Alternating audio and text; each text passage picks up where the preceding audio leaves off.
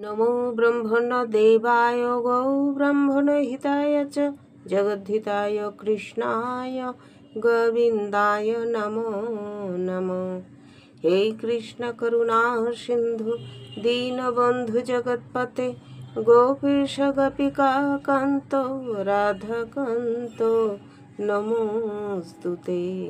हरे कृष्ण, राधे राधे, जय श्री कृष्ण, जय माँ বিপত্তারিণী দুর্গা। আজ বলবো বিপত্তারিণীর ব্রত কথা।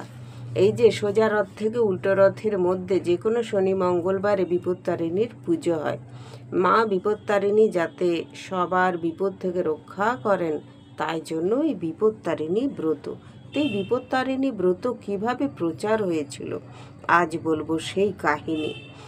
একদিন দেবর্ষি নারদ মুনি পৃথিবীতে বেড়াতে বেড়াতে কৈলাস পর্বতে এসে হাজির হলেন।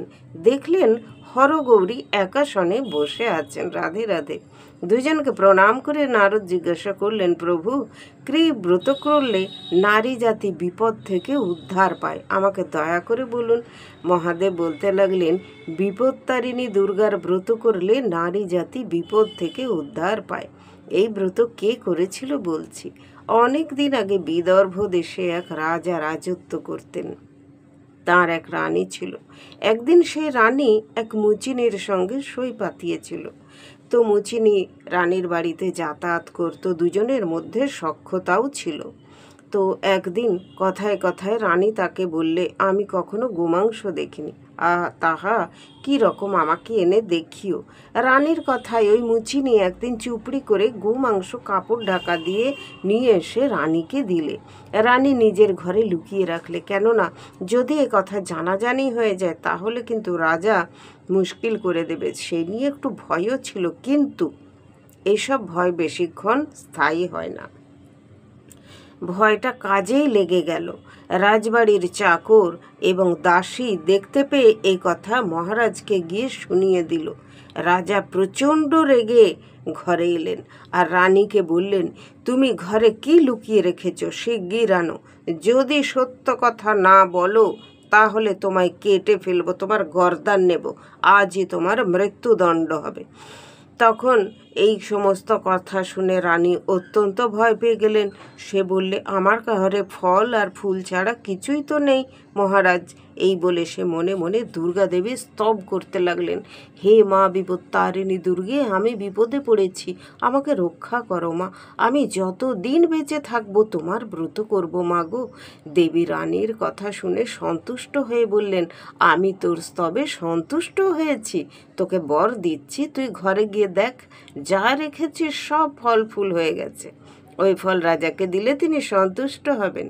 দেবীর কথায় রানী ঘরে এসে দেখলে সমস্ত জিনিস ফল ফুল হয়ে গেছে। রানী সেগুলো রাজাকে এনে দেখালে। রাজা খুব সন্তুষ্ট হয়ে রানীর সুখ্যাতি করতে লাগলেন এবং ওই চাকর আর দাসীকে খুব তিরস্কার করলেন। এইভাবে রানী ওই ব্রত করে পৃথিবীতে সুখ ভোগ করে মরণের পর স্বর্গে গেল। তখন দেবর্ষি জিজ্ঞাসা করলেন, প্রভু, এই ব্রতের বিধান কি রকম একটু বলুন।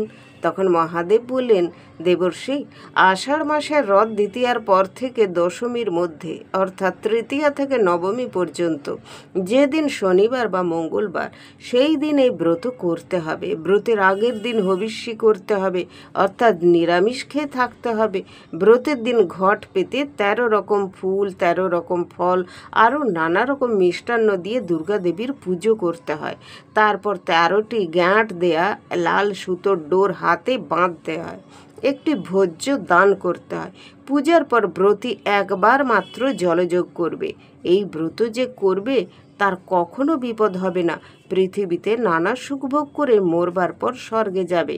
নারদ মহাদেবের মুখে ব্রতের মাহাত্ম্য শুনে পৃথিবীতে প্রচার করলেন, জয় মা বিপত্তারিণী দুর্গা, সমস্ত বিপদ থেকে রক্ষা করো মা, জয় মা, জয় মা বিপত্তারিণী দুর্গে দুর্গে, জয় মা দুর্গে, জয় তারা।